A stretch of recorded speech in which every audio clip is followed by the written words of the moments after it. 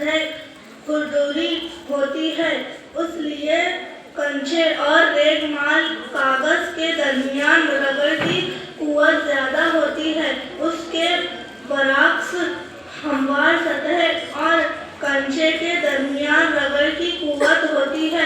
रगड़ की कुव्वत को हमेशा रफ्तार के मुखालिफ सिमत में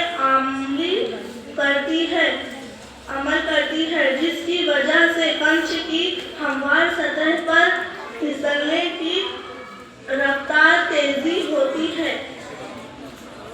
नतीजा, किसी भी जिस्म का किसी सतह पर घूमने की रफ्तार उस जिस्म और सतह के दरमियान अमल करने वाली रगड़ की कुव्वत पर मुख्तसर होती है।